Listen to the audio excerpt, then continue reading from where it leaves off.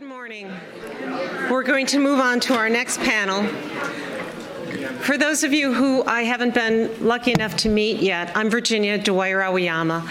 I'm a social worker and the facilitator of many of our support groups at Voices.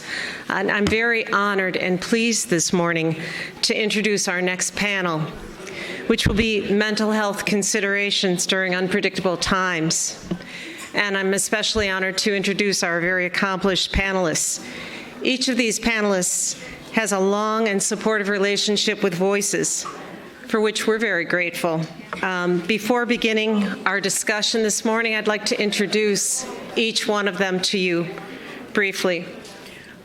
Our first panelist just left the stage. And we didn't even start yet. Okay, our first panelist here is Richard Beck, who's president of the International Association of Group Psychotherapists and a New York City-based therapist, specializing particularly in the treatment of trauma. Our second speaker in the middle there is Dr. Leo Lederman. He's treasurer of the American Group Psychotherapy Association and an executive committee member. He currently serves as the director of the Neurofeedback and Psychological Services in Purchase, New York. And our third panelist is Dr. Jane Weber, a psychotherapist and a national leader in disaster and trauma services. She's currently a lecturer and doctoral program committee chair at Kean University. Welcome to each one of you, and thank you so much for being with us today. I'm going to pass the baton over to Richard, who will start speaking, and they'll move along from there. Thank you. Thank you, Virginia. Can everyone hear me okay? Awesome, because it's so bright with the lights. First, I want to thank Frank and Mary and everybody from Voices. And I was here all day yesterday listening to everyone, and it was really such an intense and an emotional experience and day, from hearing from the perspective of law enforcement and attorneys throughout the entire day. And I was always wondering, how do these good folks take good care of themselves as well? So I'm going to talk a little bit more about mental health and taking care of yourself. And I'd also like to thank my colleagues from the American Group Psychotherapy Association who are online, Suzanne Phillips, Bob Klein, and all my other colleagues from AGPA. I come to all of these conferences. I think I miss one of them. And the first thing I always do is when I see Frank and Mary, and I walk over to Frank and I say, how are you taking care of yourself? And it's so important because it's important for us to think about how we take care of ourselves. And each of us needs to think of how we take care of ourselves. I talk about it in terms of fingerprints. It's so unique for each of us to figure out for ourselves how to take care of ourselves. Like I said, I've only missed one of these panels and one of these conferences. So there's meaning for us having to choose to come and attend these conferences. There's real meaning. I'm curious, is there anybody here who's here for the very first time, either online? Welcome, because there's meaning for the choice to come and participate in these events. And connection is, I think, really an important component. I think we'll all agree about the importance of connection. My girlfriend is online in Italy. She's one of the people internationally. And and her son, Alejandro. And she said, you got to talk about what John Miller said yesterday in his keynote about connection, which of course I will, in terms of connection with respect to mental health, connection with others as well as connection with oneself, because it's a fundamental building block. Not only of John was talking about developing trust within partners, but connection within others and connection within ourselves. Just a couple of stories, because I'm a little bit of a storyteller. There are some people that you ask what time it is, and they'll tell you how the watch works. right? And there's other people who'll tell you what time it is, and I'm just going to say what time it is. I'm going to leave it up to my distinguished colleagues to talk about how the watch works with respect to mental health. And then there's another saying that Albert Einstein says, that if you really understand something, you need to be able to explain it simply. So I'll do my best to speak simply with respect to mental health issues. And I was listening to the previous panel, and I was listening to everybody yesterday.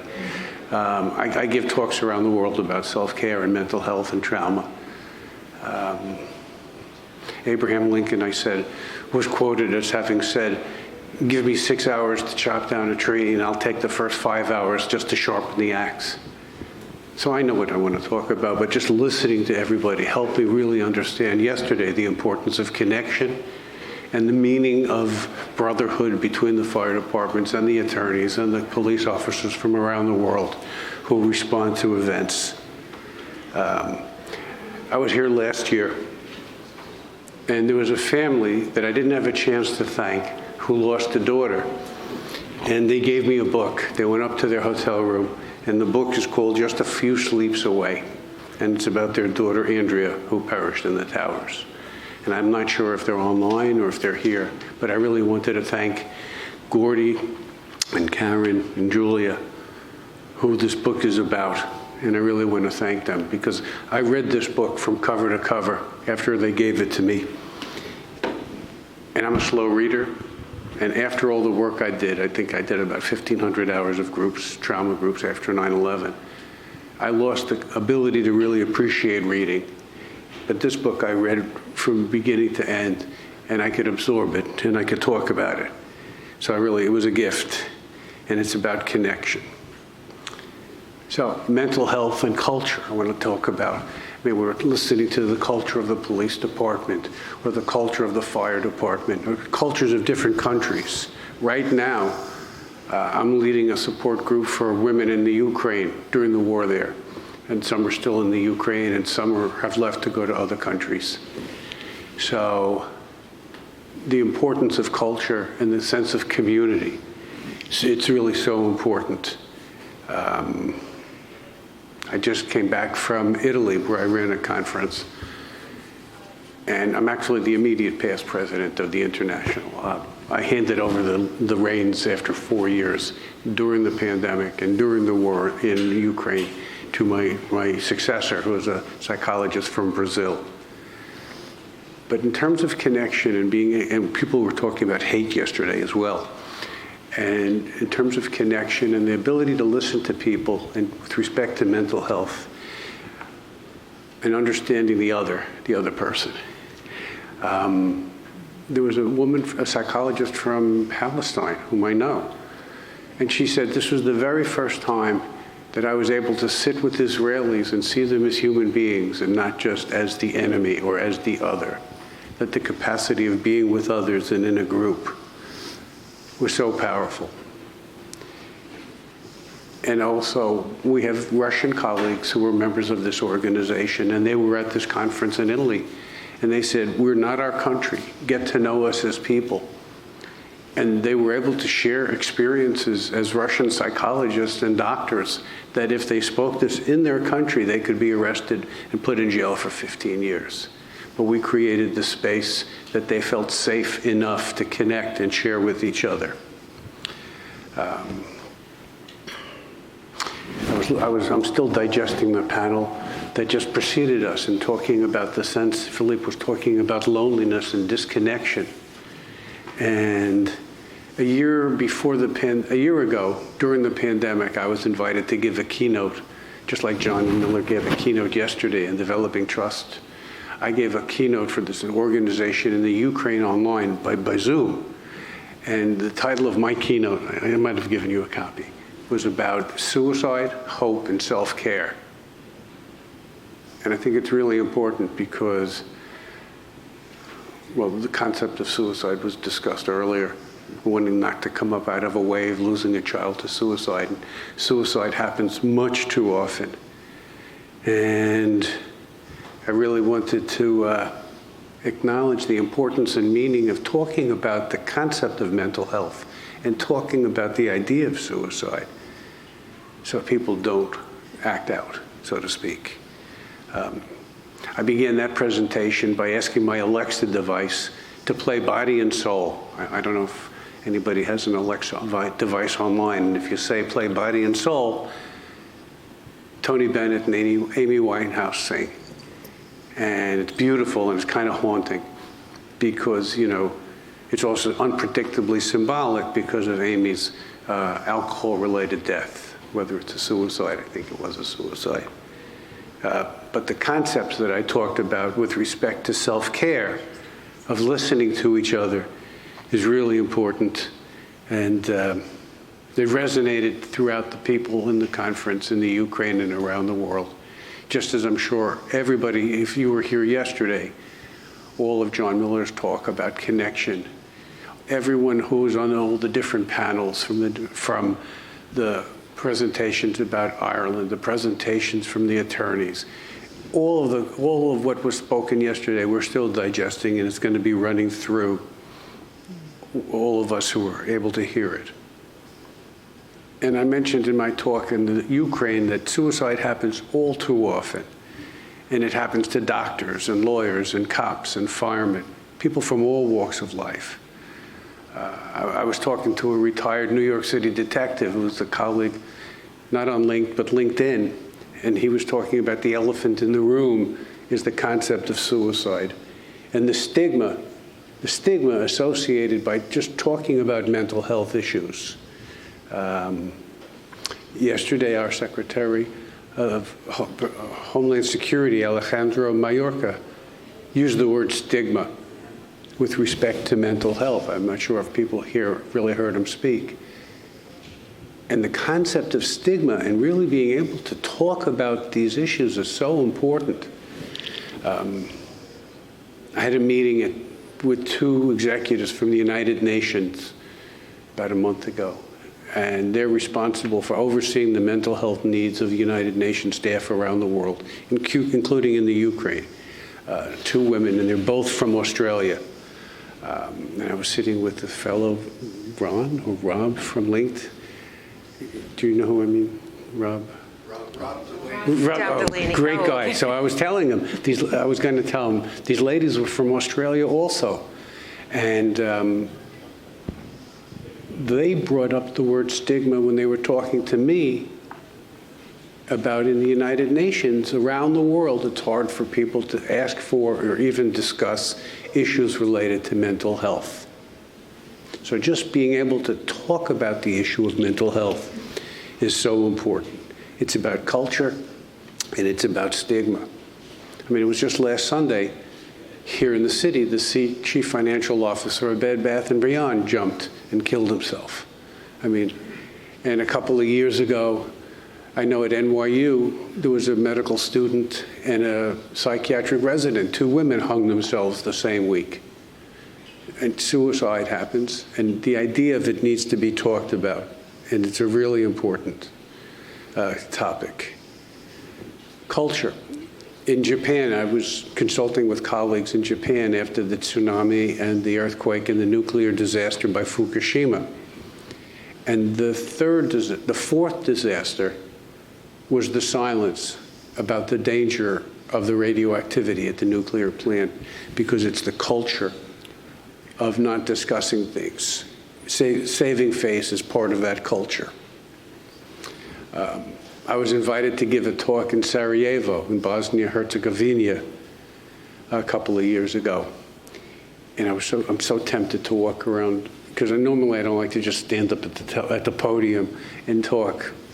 Everybody else is an expert, and they stand up there like experts. And I engaged, and I had my iPad, and I'm walking in the group with everybody, talking to people, engaging with people, and connecting with people. And there was a colleague from the Ukraine at that point, and she said, with any disaster, with every disaster, there's always loneliness and the sense of isolation that comes with it. Something was talked about yesterday, the concept of loneliness. Today, the concept of loneliness was talked about. Even the idea of the pandemic and how to protect ourselves, we've isolated ourselves, and we've gone online, and we've used Zoom. So when my Ukrainian colleague and her daughter came to visit me in New York, I took them to Chinatown, I took them to Little Italy, and then I was taking them up to Central Park on the Upper West Side by my office. And I tell the cab driver to stop, and we pull over, we go to McSorley's, which is one of the oldest Irish pubs. Frank's laughing. It's one of the oldest Irish pubs in the city, and I'd bring them for a beer. And as we're sitting by the pub at the bar, there was a retired firefighter who comes over and he tells us that Abraham Lincoln, after he gave a speech at Cooper Union that secured his nomination for the presidency of the United States, he went to this pub and he had a beer. It was about connection. You can't make this up. I treated the Office of Emergency Management after 9/11. And I couldn't bring beer for the cops and the firemen and the EMS workers. But we used to bring pizza and soda, and every week we would talk, and we would feed these good people just to create the space that they were fed physically and hopefully emotionally, that we provided the space for them to be able to just talk about whatever, as much or as little as they wanted to. It didn't have to be about what they saw.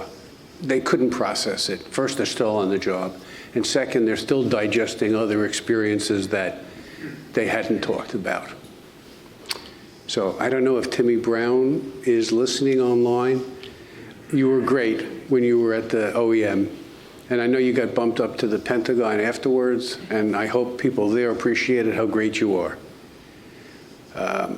But connection isn't just about cops and firemen. It's about also being able to talk, whether you're an attorney, whether you're a teacher, whether you're a lawyer. Everyone has a need to feel heard, understood, and connected so that we can say the unspeakable so that we don't do the unthinkable. So I was interviewed here last year by Stephen Connolly in the beginning of the conference. I came and I was running groups, and I talked about, some of the cops were talking about, everybody was running away, and they go towards the danger. Trauma therapists are like that. We go to the danger and listen. And I talked about both of my parents being Holocaust survivors, and how when I was a little boy, I used to watch my mother lighting the Sabbath candles for her sister Elsa, who was gassed in the chambers, and my mother survived. Both of my father's parents were killed also. But the concept of watching my mother light the Sabbath candles, just as we've got the memorial candles here that have been lit. Bearing witness is what Judy Herman from Harvard talks about. And you learn to sit, you learn to understand, you learn to listen. Just as like we listened to the panelists earlier, we were bearing witness to their experiences as they were making meaning of their experiences. So I want to give space for my friends. But I'm going to conclude with two quick stories. In South Africa, in terms of bearing witness, I met Judge Albie Sachs, who met the man who planted the bomb under his car, that he lost an eye and he lost an arm. And Albie was appointed by Nelson Mandela to the Truth and Reconciliation Committee. And he didn't want the guy's name was James. He didn't want James to apologize. He just wanted him to acknowledge what he did so that they could bear witness, which is what we're talking about. And the couple of last things. In terms of anniversary, tomorrow is the 21st anniversary. Anniversary reactions are real.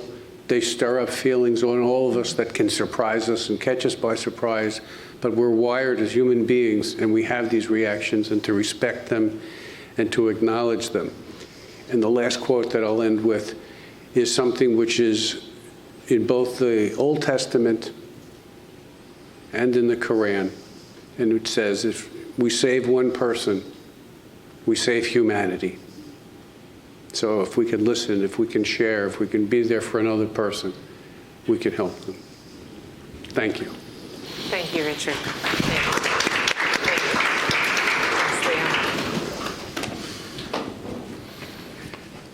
Okay, I do have a PowerPoint presentation, so I'll be standing here. I'll be providing a brief contemporary overview of trauma in its various forms, including mass trauma, PTSD, dissociation, vicarious trauma, and traumatic loss and grief. My first personal exposure to PTSD, dissociation, and the multiple associated losses came as a veteran after serving in the Israeli Defense Forces. As a clinical psychologist, I've specialized in psychotherapeutic interventions for traumatized individuals and groups, neurofeedback, and research, including neuroimaging. I've facilitated trauma groups, several a week, for over 35 years. So let me begin with the first topic, which is mass trauma. Mass trauma can occur when thousands, millions, or even entire populations experience the same widespread, large-scale trauma.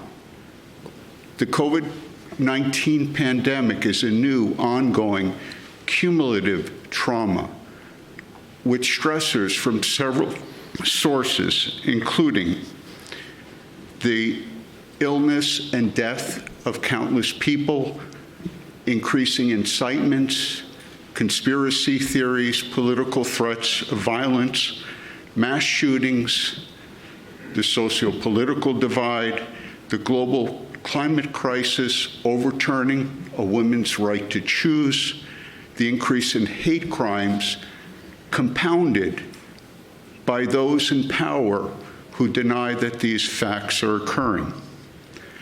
Many people impacting by mass traumas may experience prolonged intense fear, helplessness, and a decreased sense of safety and predictability.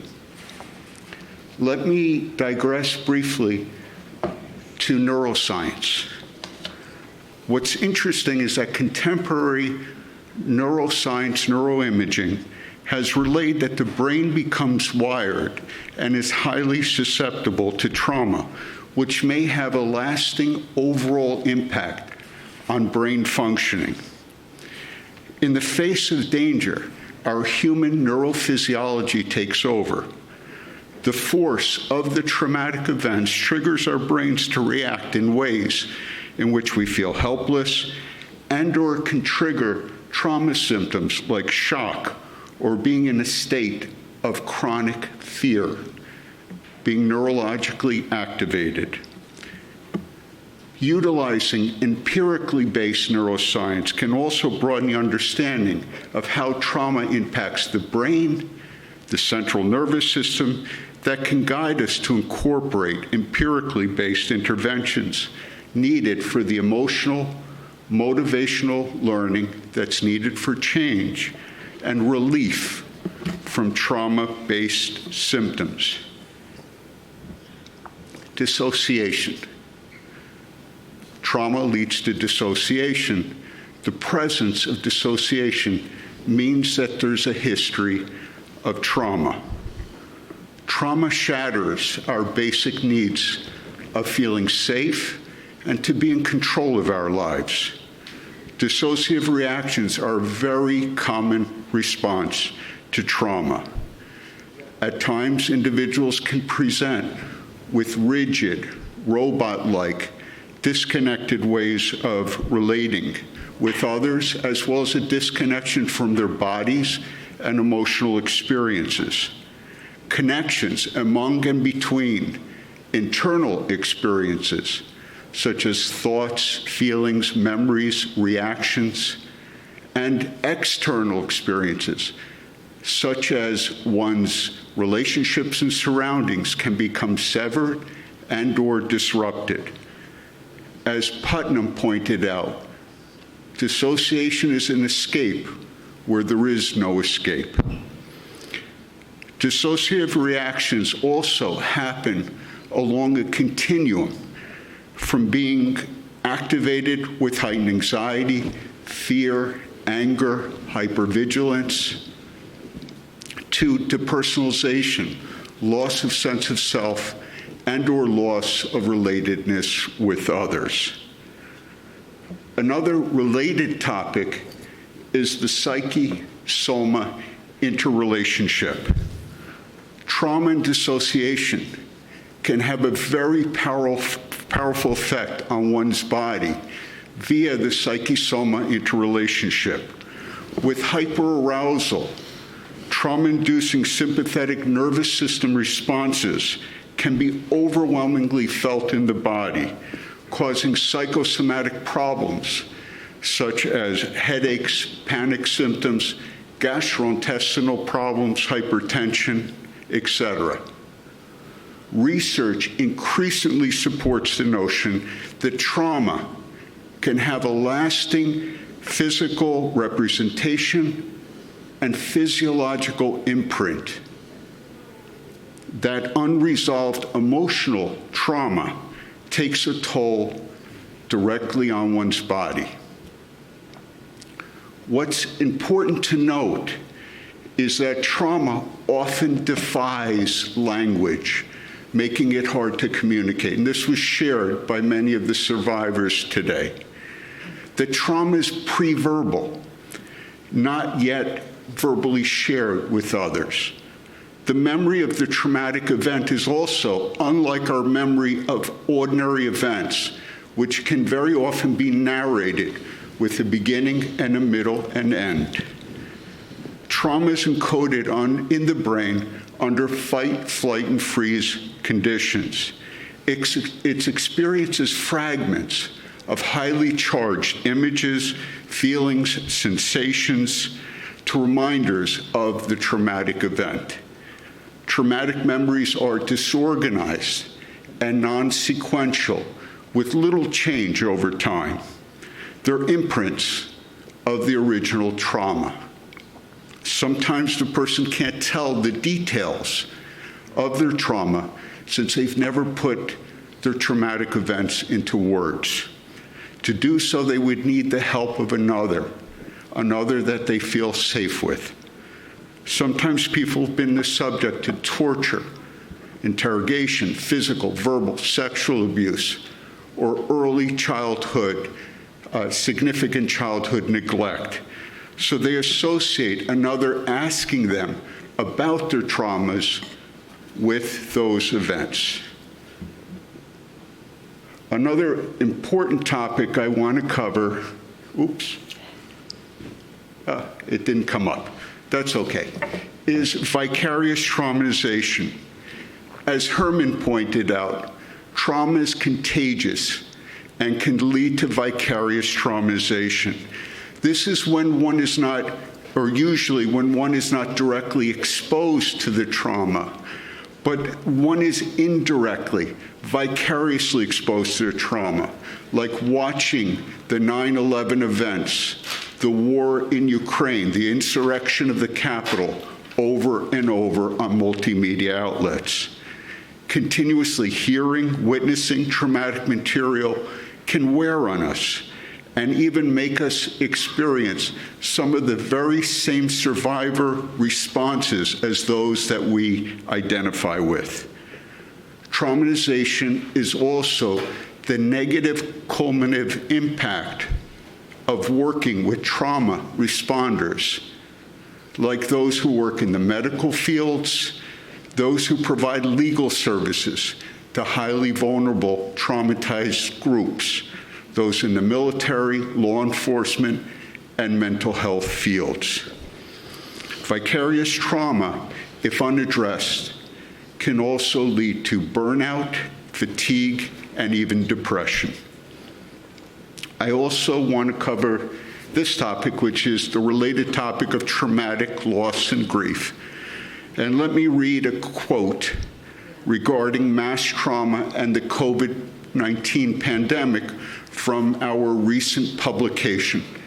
In quotes, All trauma involves loss of some kind. Many individuals experience multiple forms of personal loss as a consequence of trauma, ranging from disruptions of everyday life to losses of job, social, educational, and recreational activities, to losses of life itself. Memories of past losses and unresolved traumas can be reawakened. Liederman and Klein, 2021. The recovery from trauma ultimately involves the grieving of the multiple losses that one associates specifically with one's trauma. At times, this is not possible. For example, the grieving process during the current pandemic for many has been complicated by the fact that their loved ones died in isolation. In the absence of customary containing and soothing rituals and the lack of immediate interpersonal emotional support, at times survivors are left to grieve alone. Lastly, let me address what's brought up today by the other panel, which is trauma groups. Trauma is often too difficult and or too painful to be processed in the moment, and is thereby split off and or compartmentalized from one's emotional consciousness. It can also happen in isolation without the validation of a significant other. This can lead to long-term, fearful, avoidant tendencies to prevent one from being re-traumatized, but on the other hand, can come with high emotional or personal costs. Trauma groups have been highly effective, empirically validated, cost-effective at addressing trauma groups. Putting words, feelings, and narrating one's trauma often happens with others in a safe, supportive, non-judgmental context over time. Trauma groups can address the multiple losses, the heightened anxieties, and instances of complicated grief often associated with trauma.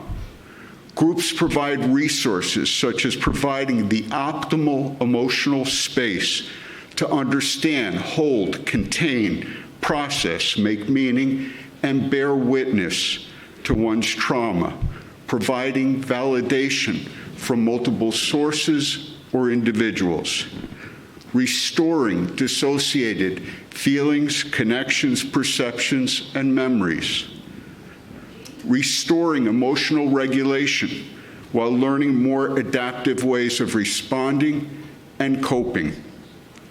Lastly, an unexpected but documented outcome of being in trauma groups is something called vicarious resilience.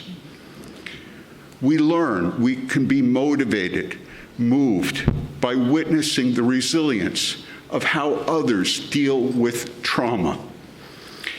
We admire and gain courage and ultimately go towards what we have feared or avoided for so long. Members and groups ultimately inspire, restore hope, and regain the power of connection with one another. So I have attached some references which may be helpful to some of you who are in the mental health or healthcare fields. Okay, thank you so much. Thank you, Dr. Lee. Thank you very much. Thank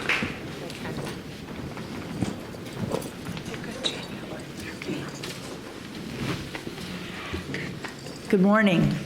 I am in absolute awe. I have not been here for 2 years, and of reasons I'll share in a few minutes, but it is such an honor to witness your stories, your resilience, and your survival, and I have gained a great deal from it.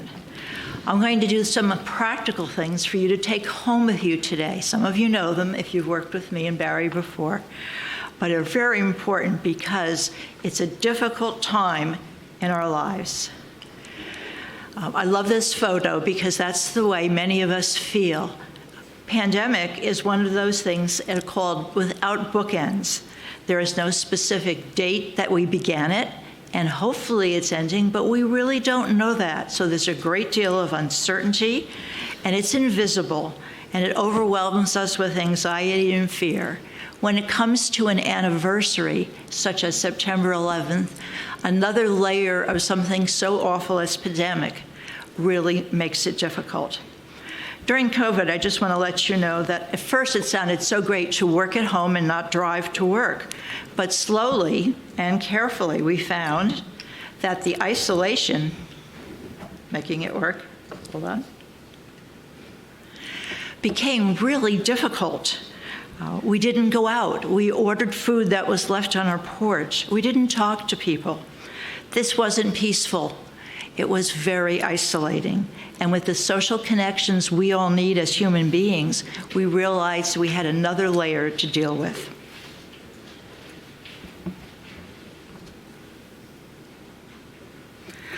When we did go out, I can't imagine the number of layers I had on of gloves and COVID masks and hats and everything else. I wanted to be safe from something I couldn't see, the event I couldn't hear about. And to do this, we really had to change the way we talked to other people. We looked down when we walked dogs. We didn't look up. We were afraid we were too close if we did go to the grocery store. Brene Brown has this wonderful discussion in her book, Dare to Lead, and that's about the resilience I've heard from everyone today and yesterday. But we do need safe spaces to connect with others, to take off all the crushing emotional weight of our armor, our fear of COVID, our fear of memories, hang it on a rack, open our doors, and be with each other like this. This is truly being seen and acknowledged in the stories we heard yesterday and today. We were able to be witnesses. I'm a scholar and a practitioner, and I love the work of Thomas Hopeful, who studied all kinds of therapists in mass trauma and came up with 5 very, very important interventions to help us live: a sense of safety, calming, connectedness, hope, and self-efficacy. We certainly heard a great deal about hope and self-efficacy this morning, our ability to be resilient or find it, to come back and say, we can do this. But so much about it is safety. We're much more cautious in our world.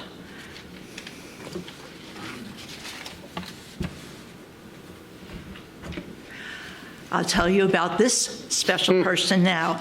I've been working for 51 or 52 years as a practitioner, a clinician, and a professor. My roles suddenly changed from therapist to client 2 years ago. I never thought I would be called a widow, a COVID widow. 2 years ago, my husband Barry, who I worked with, lived with, and was my soulmate, got COVID very, very early, before they even let people into hospitals unless you had been abroad. He really worked hard to solve this and resolve this, but 8 weeks later, he passed away. In that time, I could never see him except a little bit on Facebook, FaceTime. I couldn't touch him. I couldn't hold him. We did not have a funeral. We did not have a wake. His family did not sit Shiva. Nothing isolated us more from the rituals that are so important in this time. During this quarantine, I was also alone. Many casseroles were left on my doorstep.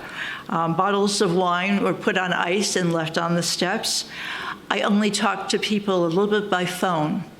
It was very isolating, and I didn't want to die, but I didn't know how to live. And many of us have realized how important it is for therapists to step aside until they are healed well enough to be able to continue. And yet, as we know, we all experience vicarious trauma by listening and attending to others' stories. My sense of safety for my students was even more so because they had lost their leader, their chair, the person they loved. We separated rather than were together. Now we know that this loss of safety is tied, as you already talked about, to human disconnectedness. We are social beings. We need to be connected, and I'm going to leave you with a few things that will help you do that. Some of you know about Stephen Porges and his polyvagal theory. He proposed that we truly have a third dimension to our two-dimensional nervous system, and it's called social connections. We all know about it. It's when someone smiles at us walking down the street and we automatically smile back. Babies teach us how to be connected by their mirror neurons. They giggle, we giggle, and it brings us hope and love, and we feel safe and connected. Now Matt, our son, the nurse, is in and out of hospital because he contracted COVID this past January. But since he also has a serious autoimmune disorder, he is now in chemotherapy. This is the young man who braved everything in hospital that he worked in, put on his PPE every day, and had his 3 or 4 minutes of love and understanding with his dad. Okay. Some people know Gabor Mate. He's a brilliant therapist. He reminds us, and this is very important, safety is not just the absence of threat, the absence of death, the absence of getting sick. It's the presence of your connection where you feel seen, heard, and accepted. We acknowledged and honored stories this morning that were very important. My reconnection began to feel safe again in an unexpected gift. A dear friend called and said they had a present for me. My expectation was another casserole to go into the freezer. I am Italian, and eating is a family social event. I didn't eat much during my grief. My friend arrived, opened the car door, and said, "Get in, no questions asked." I left my prison of a home, and she drove to Newark Airport, where an 8-week-old adorable puppy from Korea was placed in my arms. Instant connection, smiles, love, and lots of tears of grief and joy. He licked my face and my tears, and I began to re-enter the world of the living. This is Jin, who would be here today, but it was my first time in 2 years that I took the train and I got on the path, and I decided I wanted to keep Jin safe today, or he would be here. Jin saved my life. Whether it's a cat, a dog, a neighbor's pet, goldfish, good plants, we have to get back on the horse again. I had to get up in the morning, feed him, walk him, brush this little ball, fluff ball, and I discovered that there is a special place in my heart for both Barry and the suffering that I have, and Jen has helped me feel it. We live the trauma of death and sadness our entire life. It's how we walk with it because we never can walk away from it. It remains in our body, as you know. Very much so, we think trauma is all in our brain. Our clients, our neighbors, our friends live it in their body. And that's what we need to do something about. Trauma book titles like Babette Rothschild's, The Body Remembers. It remembers when we have no words for it. It hurts. Bessel van der Kolk's The Body Keeps the Score. The single most important issue for Bessel van der Kolk is for traumatized people to find a sense of safety in our bodies. We can pinpoint whether it's in our throat, in our arms, in our head, everywhere. And our heart, we now know, is so deeply connected to our brain and our body. Our heart helps us find the center of our body, and we need to take care of our body by looking toward our heart. When my brain was a tangled mess, and that's the best I could do for a tangled mess, I would sit with Jen and simply sit. And then I'd get up and walk, because walking is a bilateral healing method. Sitting and watching soap operas doesn't do it. So even if you have to walk with your clients or your relatives, walking and moving really helps you. You find solace and safety in your heart and your body. And this is most important. What we heard yesterday about EMDR is very true. It is an amazing combination of imagery and bilateral stimulation, right brain, left brain. I am grateful for its role in my therapy, and now I am using it as a client. My gifts to you today are free techniques drawn from EMDR, neuropsych, imagery, and a little Buddhism to add to it. Walk with your heart and your brain. Don't separate them. First rule, just breathe. It is amazing how many clients will sit there and simply stop breathing. Breathe with them. Breathe with your family. And the most important part of breathing is to slowly exhale. You inhale in, you can feel your belly, and then you exhale at least twice as long as the inhalation. Now, you might say, I have asthma, and I was very bad at exhaling, but the more I practiced extending the exhale, I could breathe better, but I also simply felt better. It is the most practical and easiest way to reduce stress. Second, we already talked about the heart. The heart is really our being, and there's space in the heart for those that we have lost physically, for those that we wish to be connected with, for our pets and our families. Simply hand over heart is a wonderful, warm feeling. It is also a way to calm yourself by simply putting your hand on your heart and feeling the warmth. If you do it with others, you can also place the other hand on your belly so that you can feel the belly go up and down. Bilateral integration is using the right and left brain to unite. I know that somehow I think we have a bigger brain than I had 50 years ago in my training, because the more I read about neurobiology, the more I realize we're only using a little bit of our brain. All right. One thing is simply tapping, and Mary asked me to remember that we have done this so many times. Tapping in is a very easy, free method that you can do alone or with a group, and this entire group can do it. I'm going to do bilateral tapping with the butterfly method first. Are you ready? Simply hand over your heart and put the other hand, and you have like a butterfly, and you simply tap gently. You might do 6 or 12 rounds of tapping. And it's very important to use both sides. And let's say we pause for a minute. When you're done, take a deep breath in and let it out very slowly, like you're going through a straw. Now, we're going to add one piece. When you're done, I want you to smile. Smile at your friends, smile at yourself. I see smiles, smiles, smiles. You can't be happy and laughing and smiling and feel anxious. So you've already lowered your anxiety incredibly. So you just sit down and rest. Now, some people are not happy with the butterfly one, but they do like tapping, and I'm watching my thing go through. I've done this with whole groups. You can also just do your lap tap. Always remember that lap tap, and you just tap gently while you're sitting. Some people prefer to tap on their knees. Give the example. Others like to tap on their side. Somewhere your heart and your body are connecting. So if we do a little tapping here on our thighs, or laps, and no one can know you're doing it, which is really great. Are you ready? We're going to take a deep breath in. Hold it, let it out. And we're going to start tapping. 1, 2, 3, 4, 5, 6, 7, 8, 9, 10, 11, 12. Now that's really 6 because you do them bilaterally. All right? Take a tight breath in. Let it out very slowly like a cocktail straw. And smile.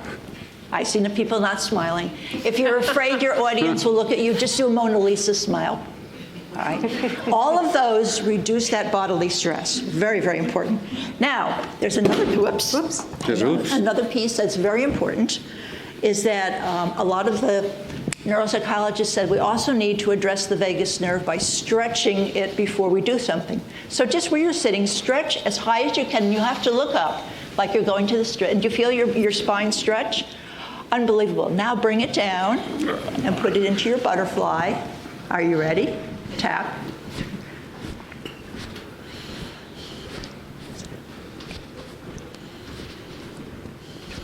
Okay, pause. When you get good, you can go up to 20 or 30. Take a deep breath in. Let it out slowly. And smile. Smiling good, very good smiling. You've just lowered your blood pressure, your pulse, and your body feels better. It's amazing how easy that is to do. For those of us who are therapists and you see 3, 4, 5 clients in a row and you don't even go to the bathroom and you really want to know why you feel so cranky at the end of the day, take 2 minutes in between clients and do some tapping. Now, in places that you really can't tap this way, people think you're a little funny, like on the train, you can tap with your feet. 1, 2, very easily.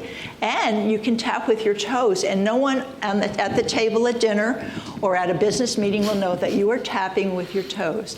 And if you feel it, it's very relaxing.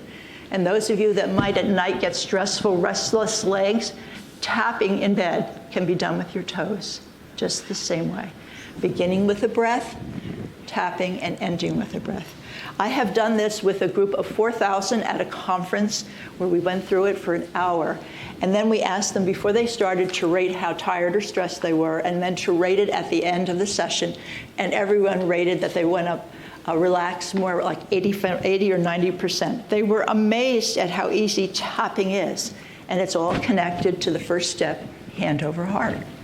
So hand over heart, butterfly tap, lap tap, reaching, stretching the muscles, and coming down into it.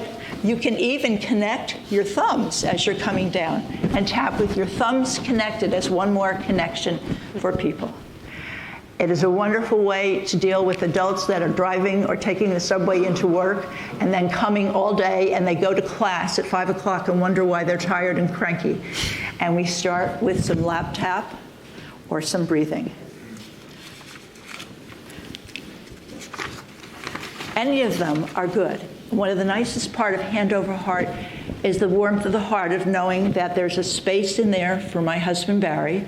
There's a space with hope for my son, Matt, who has chemo now every other week, and we prepare it by getting together and doing some tapping and relaxation. There is space for children to learn to tap and calm as early as like kindergarten and first grade. And you can even do it having the kids sit on their table in a yoga pose and doing it. You can imagine how comfortable it is. Now, one more step that is important. Are you ready? There are 2 ways, and we're going to do the nicest way because I heard about resilience this morning. Before we do the next tap, I'd like you to think about and imagine in your mind's eye, in your head, a space or place that is very comfortable, safe, and soothing to you. It can be a place like the beach, or your rocking chair, or your bed. It can be a place where you smell something wonderful, like the lavender in my garden or the basil on my porch. Aromas are incredibly helpful for bringing down stress. Another thing, you might have a person. Jen is my special person to think about. And sometimes I simply think of the good moments with Barry. So would you please think now of a place, a space, a person, somewhere where you feel utterly calm and restful. Do you have it in your mind? Everybody have it? Don't have to tell me. Okay. And then we're going to take a deep breath in and let it out slowly. And as you place your hand over your heart, I want you to think and imagine the place, the space, or the person that brings you comfort, and start tapping. 1, 2, 3, 4, 5, 6. That's good. Take a deep breath in and let it out slowly, remembering the place or the person that gives you warmth and comfort and safety. And then we can take a rest for a moment. We have just a couple of more minutes, and I want to let you know, I lived in town in Red Bank, and I walked to school. It's about 3 blocks, and my mother made great lunches, but the lunch went fast, and I start walking home, and I'd be starving. And my mom, just like my Nana, would bake cookies every day for school. And as I'm coming around about 2:45, I could smell oatmeal chocolate chip cookies out the window. I have stayed with that aroma, and every time I think and feel it, I can bring it down. Each one of those things helps you in those moments when you don't want to get up, or the stress is so much that you're wiping your tears away trying to get to work. Each one of these connects the heart, and remember the picture we had of the heart holding the brain. You are connected together with your heart and your body. They're not separated. So you have many things to learn. And I have learned to use these, especially in moments, even if you take a picture and remind yourself of Heart Math. Heart Math is a wonderful program, and they say what you're doing is creating heart coherence. What a wonderful term. That if I could just put my brain, my messed up, stressed out brain, and my body and my heart together, I would have heart coherence. Neuroscience has taught us a lot of things. Now, a couple of things to remember. Albert Schweitzer actually is not a psychologist, but he remembered that if we avoid doing these little pieces of resilience, it will be hard. So he says, you can only do what you can do. But if you do that each day, you can sleep at night and be ready to do it the next day. So you can go to sleep tapping, taking a breath. You can go to sleep with the image in your mind of something that is safe, positive, and comfortable. Anything in Italy or about Italy is comfortable for me, so I can vary it. But at the same time, the next morning, when you can't imagine the stress and the problems that you have, start the day with some tapping. And to end, I'm an Albert Camus fan. He's an existentialist who sadly died early in his life. In his essay, Return to Pasa, he said, and as all of us are living in the memory of 9/11 and in the ongoing pandemic, in the midst of winter, I discovered within myself an invincible summer. The stories we heard this morning and yesterday are invincible summers that we can conquer with our new invisible armor to protect ourselves. So hand over heart, and I thank you for having the honor of being with you today. Thank you so much. Cool. Thank you so much. Thank you so much to each of our panelists. I'm calmer, and I hope that exercise that Jane did was good for all of us. And I know there are many things that we'd love to talk about. I knew the order was going to. But we won't have that time today to follow up with some questions and discussion. But we've talked already that we will do that we will follow up and do a workshop through Voices one of these evenings and to follow up with all three of our panelists. I want to thank Dr. Weber, Dr. Leo Liederman, and Richard Beck for being with us today and for sharing their experience. And I know it was tough for them to go as short as you did, so thank you.